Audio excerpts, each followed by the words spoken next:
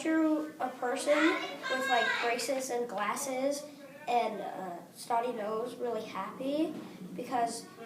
he doesn't care what other people think of him. And I wrote things like, you're 1 in 7 billion and you're the one and only you because nobody else is like you, and you should look at yourself in a good way because your details make you special, and you should be proud of the way you look because you can't change it,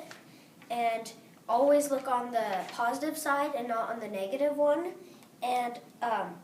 don't never trust a mirror because, well, you could if you look at yourself in a good way instead of a bad one,